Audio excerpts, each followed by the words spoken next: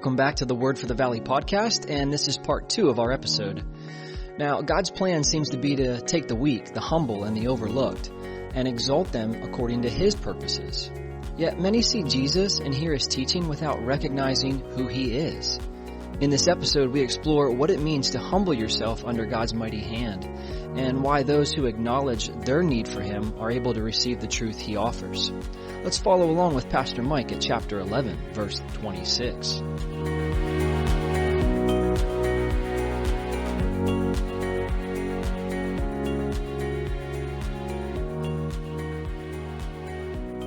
Now, even so, verse 26, Father, for so it seemed good in your sight. This has always been the plan of God, right? That He would choose the weak things of the world to humble the wise, right? That He would take the lesser, the servant, and exalt him into the position of a king. This has always been God's plan. This has always been the way it works. From the Old Testament through Jesus' life, all the way through the end, through the book of Revelation. He takes the lesser things, the least things, the small things, the weak things, and He exalts them. Humble yourself under the mighty hand of God. He'll exalt you in due time. But you have to humble yourself. Right? This is God's plan all along. Even so, Father, for so it seemed good in your sight. He said, all things have been delivered to me by my Father, and no one knows the Son except the Father, nor does anyone know the Father except the Son, and the one to whom the Son wills here to reveal Him. In the Gospel of John, He told the disciples, listen, you've seen me, you've seen the Father. Right? If anything's hidden, like back up in verse 25, if anything's hidden, it's hidden in plain sight. Right? Right? More obvious than a Where's Waldo book. Right? Hidden right out there in front of everybody to see. They can see Jesus, they just can't recognize who He is. They can hear His teachings. Right? They just will not respond to it. It's just not clicking. It's not making sense to them because they can't figure it out. They didn't come to those conclusions on their own. Whereas somebody who knows that their life is a mess, they know they can't figure things out. They know they can't fix their life. They know they're not smart enough to put it all together. They need some help. That life is going to throw things in front of us that we can't handle. We can't handle them. We don't know what to do. Right? Well beyond us. Funerals. Well beyond us. Right? Trying to raise children. Well beyond us. Things we just don't know how to do. Right? To love a spouse the way the Lord wants us to, biblically. It's well beyond us. And if we don't surrender, we'll just mess these things up over and over and over again. But if we humble ourselves and learn, He can teach us, He can grow us, He can make us into something different. And as we come to the Lord, He will reveal these things to us, slowly, step by step. But they will be revealed and we'll be able to receive them. So He says in verse 28, come to me. Come to me. Now there are 3 steps here. Verse 28, come. Verse 29, take. Verse 29, learn. Come, take, learn. But the first step is come. Come to what? Come to church? That's not what He says. Right? Come to religion? Which one? That's not what He says. Come to being a really good person. That's not what He says. Right? He says just come to me. Come to me. Come to Jesus. Right? Come to Jesus. Sometimes people, they kind of end up rejecting Christianity because of its representation, right? It's the people that call themselves Christians, they live like that. And if they call themselves Christians and live like that, then how in the world can I be a Christian? And I will tell them over and over again, listen, the example of the Christian faith is not Christians. The example of the Christian faith is Jesus. And when you come to faith, you're not coming to accept what every other Christian accepts. You're coming to Jesus, and when every Christian has Jesus in common, then they can be agreed. But you don't have to agree with me almost on anything else, right? Just Jesus. He's our representation. He's the picture of what this is supposed to look like. And I would encourage you, strongly consider the life of Jesus, the teachings of Jesus, the person of Jesus, the claims of Jesus, and try, as Pilate, to find one fault in them. Pilate, before his crucifixion, over and over again said in the Gospel of Luke, I find no fault in this man. I find no fault in this man. Now, that's one of the ways you know that he's very much different than Mike Gogler, right? Because if somebody was examining my life with a fine-tooth comb, it wouldn't take them very long to find some fault in this man, right? But in Jesus, I can't even find one fault in this man. Not one sin, not one error, not one mess up.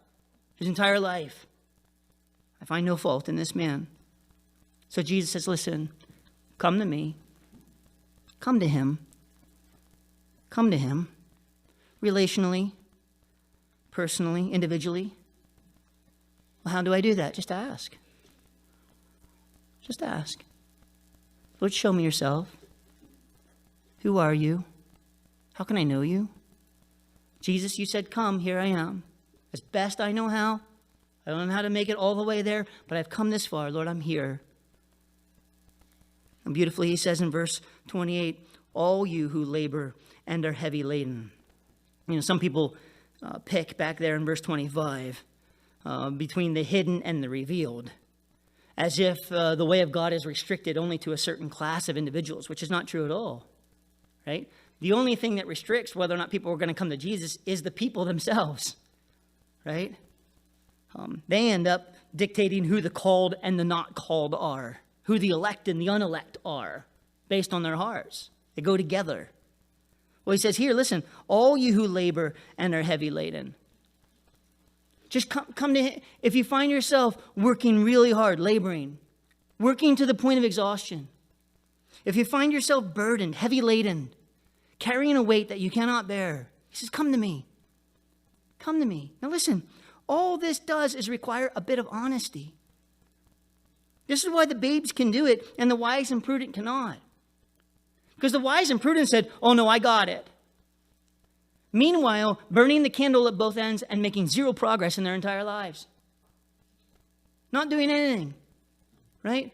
I am amazed over and over and over again in our modern society where technology is supposed to make everything easier.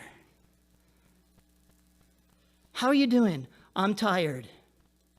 How you doing? I'm busy. Over and over and over again, the predominant answers. And you just think like, if technology was the cure to our ills, it would have made a life that was much easier. But why in some ways does it feel to be getting harder? Right? Why do people who spend more than 4 hours or 3 hours a week on Facebook, now the Meta, whatever that is, right? But people that spend more than 3 or 4 hours a week on social media, why are they more depressed than people who don't? Why do people who are socially connected, why do they feel less connected by being socially connected? Why is it working that? It doesn't, because those things do not answer the cure to the human heart. They are not the answers. But the world is constantly trying to put something new out in front of us. Oh, you need this. Oh, you need that. If you just had a bigger house, if you just had a newer car, if you just had a better job and made some more money, and they're always putting these things out in front of us to think that's going to be the solution to my problem. And then we just get on the hamster wheel chasing stuff and find ourselves only more laboring and more heavy laden because we just won't come to him. We're not spending time with Jesus. We're not looking to Jesus. We're not asking Jesus. We're not letting him direct our lives. We're just racing. Again, the hamster wheel. It's a lot of motion, but no progress. A lot of people very, very busy, just not moving forward in their calling at all. Progress with the Lord is not one step. Maybe even going backwards as a result of that wheel. He says, oh, you who labor and are heavy laden, and he says, listen, I will give you rest. I will give you rest. Right? Rest, biblically, is the state of a relationship where you are at peace. Right? We are entering into his rest. Jesus Christ's rest. It's what we're invited to. Saying, listen, you can have my peace. You can have my contentment. You can have my satisfaction. You can have my love. my grace, my rest. You just have to come to me. If you come to me in this way, I will give you these things. I will give them to you. It'll be free of charge. Just you and me. And you'll have them. Listen, I think one of the questions we have to answer ourselves is really, what in the world do you think you want in this life? What do you want in this life? Secure retirement? Listen, at some point in our future, there is going to be no such thing as a secure retirement. In the same way that there is no secure retirement in third world countries. At some point, the myth and the dream is going to be lost. We know that biblically. It's going to have to happen to get us to the things that we see in the book of Revelation. Well, that doesn't mean you're not wise. Doesn't mean you don't work hard. Doesn't mean you don't save. You do the things the Lord wants you to do. But if you think your hope is in trying to secure something in this world, you're only going to find yourselves more lonely, more distraught, more in despair. It's not going to help until you find the contentment that comes from God. And then the beautiful thing about that is, no matter where you go and what you do, you can always be content. One of my favorite Bible teachers, Damian Kyle, says, I can be like I am on a luxury cruise. He said, I can imagine myself on some highfalutin vacation with a cup of tea and a piece of toast in the morning. Because I'm as content as if I was on some beach in some tropical climate. Now, I didn't say that because we got snow today. That's just the way it goes, kind of thing. But no matter where I am, I can be just as happy with the Lord. And that's what he offers. Listen, that's what he offers. This rest. He says, take my yoke upon you. So come to him and then take. Right? Now, there is a process here. Now, when you come to the Lord, he's going to lead your life, right? Now, this yoke is this piece of wood, a fairly significant piece of wood, right, that they would use to harness in two oxen, two oxen, right? And on one side, they would put a more experienced ox, and on the other side, they would put a lesser experienced ox, especially if they were breaking an ox, a new ox that they wanted to use in their farming practices. They would pair them up specifically. Well, these yokes were meant for steering. They were meant to keep the oxen plowing straight, working in tandem together. Well, Jesus says, listen, this is my yoke. I'm inviting you to participate with me in it. I'm inviting you to come under it with me. This is not something that Jesus just kind of offloads on us and says, hey, good luck. Take care of that. And when you're all done with that, come back and I'll give you some more work to do. What he's doing is, listen, come with me. Let's do life together. Let's do work together. Let's do stuff together. Yes, I'm going to steer your life. I will direct you. I will lead you. But I will be right next to you, right? You actually won't be able to get too far ahead of me because we'll all be locked into this yoke together. And we will finish this race. Never will I leave you. Never will I forsake you. Paul says in 2 Timothy, he says, listen, at the end of my life, everybody forsook me except the Lord. He didn't forsake me. There is a journey that you're going to make all alone. Somebody can get you to your hospital bed, but they cannot take you that last step. That last step between here and heaven, they can't take you there. Only Jesus can come and get you. Only Jesus can take you in that journey. There are certain things in life. I love my wife. My relationship with my wife is better than it's ever been. In 23 years of marriage, there's no way. Can you imagine another 23 years if it goes as, on the progression of how good it's been over 23 years, and I'll probably just explode at some point, right? Just disintegrate with joy and just peace and contentment in my relationship with my wife. I can't speak any more highly of it than I do. I love it, right? But there's so much in our lives that we can't help one another in. There are so many places that she just cannot understand about me and that I can't understand about her. They are between me and Jesus and her and Jesus, and he alone gets it. Right? He says, come into my yoke. Take my yoke upon you. Let me steer your life. Let me direct you. Let me lead you. And then he says, in that you'll learn from me. You'll learn from me. You'll see things the way that they're meant to be seen. You'll have a perspective that the Lord wants you to have. Again, when you're a teenager, it's really hard to see life the way it's supposed to be seen, right? I used to think when I was a teenager and I would give some time or energy or oftentimes even money to the service of the Lord, I thought that I was really pious. Hey, look, I put $10 in the offering box. Only that when I got into my early 20s, the Lord said, every dollar you've ever given is your parents', right? You've never even given any of your own money, right? You thought you were making grand sacrifices, but you were driving your mom and dad's car. You didn't do anything yet. Now, come on, now step up. Let's do some stuff here, kind of thing, right? And you think it's one thing. And then you grow up through this process and you realize, oh, life is not exactly the way I thought I saw it. It's not the way I expected it to be, right? But it's truer and it's realer. It's more meaningful. In some ways, I learned more about the Lord in an ICU waiting room than I ever learned from anybody ever teaching me the Bible. That God would come and be with me there. That he'd sit with me there.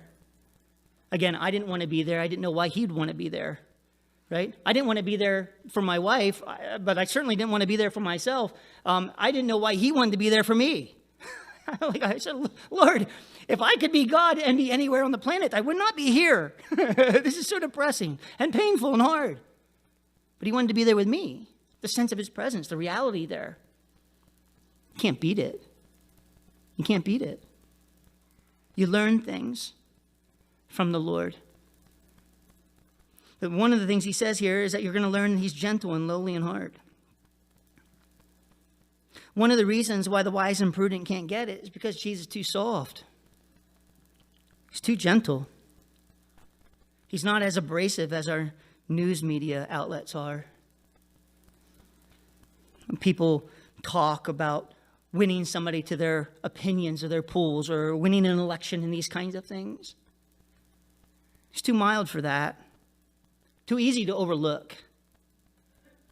Because he's gentle and lowly in heart, which makes him a suitable candidate for all of those who are broken. Right? It says in the Psalms that he draws near to the brokenhearted. And wherever that is, listen, sometimes people say, well, I'm not sure that they've hit rock bottom yet. Listen, anywhere you meet Jesus is rock bottom, because from there on you move up. You don't have to find a new bottom to figure out how far the bottom is before you can turn around and come to Jesus. Wherever you meet Jesus and go in the other direction, that is your bottom. You don't have to go any lower than that, right? Some people try to find bottom, and they just end up in the abyss. There is no bottom to that pit, right? It's a matter of what you do with Christ. He's gentle and lowly in heart. He's ready to meet you right where you're at, right now. And you'll find rest for your souls. He says in verse 30, "For my yoke is easy and my burden is light." Now, do not misunderstand this, right? His yoke is easy. Finally, I don't have to work. That's not what he means. No, in some ways, you're going to work more in following Jesus. But the yoke being easy, it literally means the yoke is fit for your use. It means that the way the yoke is curved out and the way the harness is made, it's made exactly for your neck. It's made to sit right on your shoulders so it doesn't rub you raw, so it doesn't chafe you, so it doesn't hurt you. It doesn't always mean that life with Jesus is going to be easy. No life on this side of eternity is always going to be easy. Nowhere. All of us are going to get beat up at some point. Life is going to do what life does to all of us. But with Jesus, his yoke is fit for your use, meaning he knows the beginning from the end, that he actually carved it out before you even got into it. To know exactly who you are and how you need to carry this so that you can get it all the way to the end of the row in that plowing. He says, take my yoke, it's easy. My burden here is light. Again, it's comparable. It's light in comparison to the greater burdens of life. Doesn't mean that there isn't any weight to it. Paul says in 2 Corinthians chapter 4, verse 17, for our light affliction, which is but for a moment, is working for us a far more exceeding and eternal weight of glory. He calls it a light affliction. You read through his account of his afflictions, and you're thinking that is about anything but light, right? I'm a baby reading about what Paul dealt with, right? Shipwrecks and beatings and imprisonments and all this kind of stuff. And I get a hangnail and I cry. I don't know if I can do it anymore, kind of thing. And these kinds of things. He said that's a light affliction. It's a light affliction in comparison to Paul's life before he got saved. That was a much greater weight. A desire to kill Christians in an effort to placate his own conscience. That was a heavier weight to carry by far. In this, he had peace. This was just the body getting beat up. But his spirit was fine. His soul was great. Listen, I would encourage you to just review this passage this morning. We're going to end here in looking at this. I would just encourage you, though, to consider these claims of Christ and to reckon with the fact as to whether or not you've ever done it. Have you come to him? Have you taken his yoke, surrendered to his leading, and are you learning of him? Is that you? Or, if not, then you're in the category of the wise and prudent. The choice is yours. The invitation's open. Everybody can have it. Everybody can have it, right? The beauty of Jesus is that he knows exactly how to relate to each of us as individuals. He doesn't expect you to talk to him like I do. He wants you to talk to him like you do. And he knows your heart. He knows your calling. He knows the beginning and the end from your life and where this is all going to go for you. He knows that from the beginning. And he says, come to me, take my yoke, and then learn. Right? You will know in your own life whether you've done this, if whether or not you've ever tasted of that rest. Anybody can come and tell me whatever they want to tell me, right? I'm an atheist. I'm an agnostic. I don't believe there is a God. You can say whatever you want to say. But back in 1995, in my little efficiency apartment in West Philadelphia, I met him. I've experienced him many, many times over since then. And I know what he brings. That rest and that peace and that joy and that contentment. I know what he brings, right? I've been through the troughs of life. I've been through great successes. I've had highs and lows on this world, right? And just like all of us. But I've known that steadiness of the Lord in the middle of all of that. That he can be what he is in a hospital room. He can be what he is in a graduation field. Where you're celebrating and enjoying something really beneficial. That God will be there no matter what. I would encourage you. Seek him in that way. If you would, let's stand. Let's pray. As we wrap up today's episode, let's remember the heart of Jesus' message. He invites us to come to him, to take his yoke, and to walk alongside him. In doing so, we find true rest, peace, and guidance, not because of what we can do, but because of who he is. This week, let's live in confidence that Jesus leads, strengthens, and sustains us every step of the way. All right, thanks for joining us. This is the Word for the Valley podcast. So long, everyone.